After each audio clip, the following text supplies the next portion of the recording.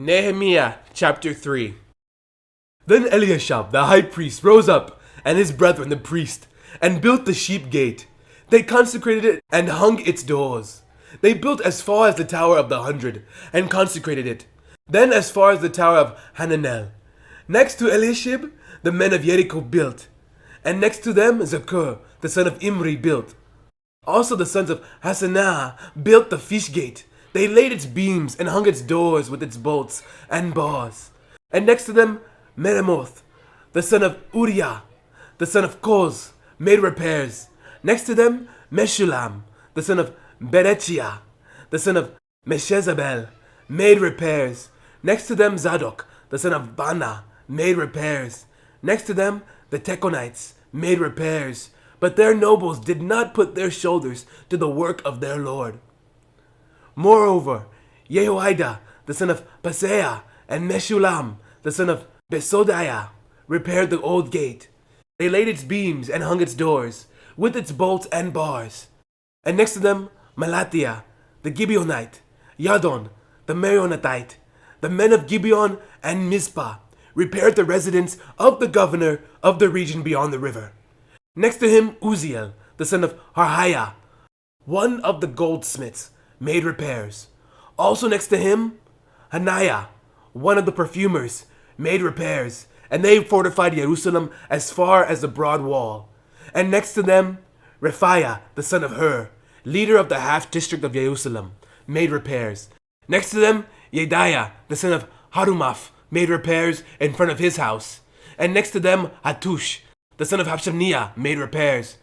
Malchiah, the son of Harim, and Hashub, the son of Pahath Moab, repaired another section, as well as the tower of the ovens.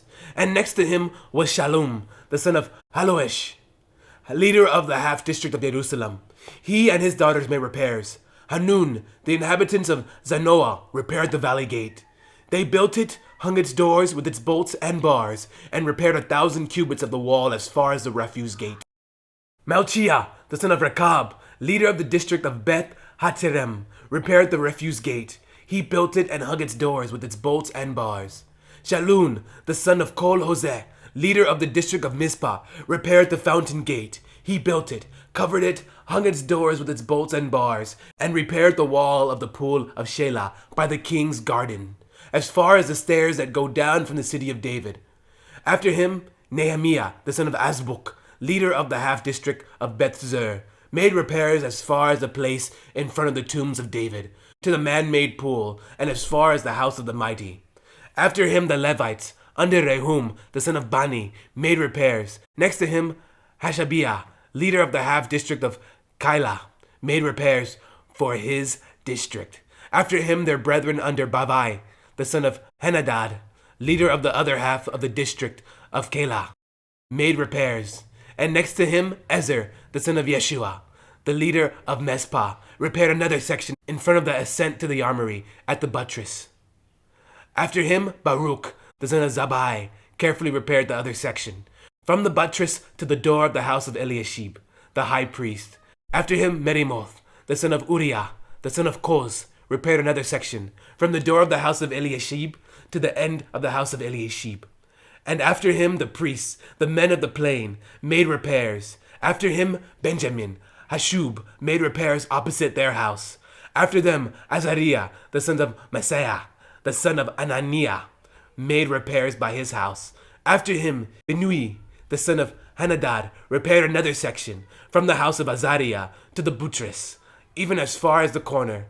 Palal, the son of Uzai, made repairs opposite the buttress, and on the tower which projects from the king's upper house that was by the court of the prison. After him Pedaiah, the son of Parosh, made repairs.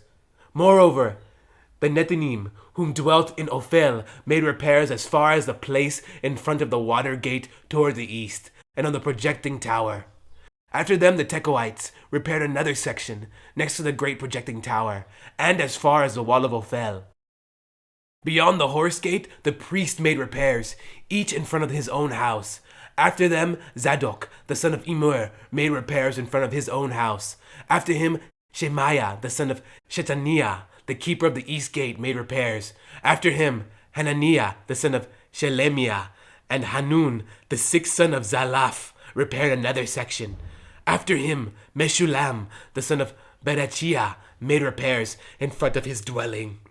After him, Malchiah, one of the goldsmiths, made repairs as far as the house of the Nithinim and of the merchants, in front of the Mifkad gate, and as far as the upper room at the corner, and between the upper room at the corner, as far as the sheep gate. The goldsmiths and the merchants made repairs. Nehemiah chapter 4. But so it happened, when Sanballat heard that we were rebuilding the wall, that he was furious and very indignant, and mocked the Jews. And he spoke before his brethren and the army of Samaria, and said, "What are these feeble Jews doing? Will they fortify themselves? Will they offer sacrifices? Will they complete it in a day? Will they revive the stones from the heaps of rubbish, stones that are burned?" Now Tobiah the Ammonite was beside him, and he said, "Whatever they build, even if a fox goes up on it, he will break down their stone wall. Hear, O our God, for we are despised. Turn their reproach on their own heads, and give them as plunder to a land of captivity.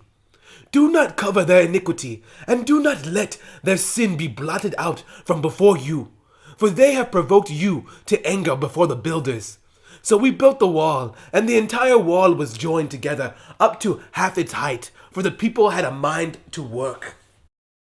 Now it happened, when Sanballat, Tobiah, the Arabs, the Ammonites, and the Ashdodites heard that the walls of Jerusalem were being restored, and the gaps were beginning to be closed, that they became very angry, and all of them conspired together to come and attack Jerusalem and create confusion. Nevertheless, we made our prayer to our God, and because of them we set a watch against them day and night. Then Judah said, "The strength of the laborers is failing, and there is so much rubbish that we are not able to build the wall." And our adversary said, "They will neither know nor see anything till we come into their midst and kill them and cause the work to cease." So it was, when the Jews who dwelt near them came, that they told us 10 times, "For whatever place you turn, they will be upon us." Therefore I positioned men behind the lower parts of the wall, at the openings, and I set the people according to their families, with their swords, their spears, and their bows. And I looked, and arose, and said to the nobles, to the leaders, and to the rest of the people, "Do not be afraid of them. Remember the Lord, great and awesome, and fight for your brethren, your sons, your daughters, your wives, and your houses." And it happened, when our enemies heard that it was known to us, and that God had brought their plot to nothing, that all of us returned to the wall, everyone to his work. So it was, from that time on, that half of my servants worked at construction, while the other half held the spears, the shields, the bows, and wore armor, and the leaders were behind all the house of Judah. Those who built on the wall and those who carried burdens, loaded themselves so that with one hand they worked at construction, and with the other held the weapon. Every one of the builders had his sword girded at his side as he built, and the one who sounded the trumpet was beside me. Then I said to the nobles, the rulers, and the rest of the people, "The work is great and extensive, and we are separated far from one another on the wall. Wherever you hear the sound of the trumpet, rally to us there. Our God will fight for us." So we labored in the work, and half of the men held the spears from daybreak until the stars appeared. At the same time I also said to the people, "Let each man and his servant stay at night in Jerusalem, that they may be our guard by night, and a working party by day."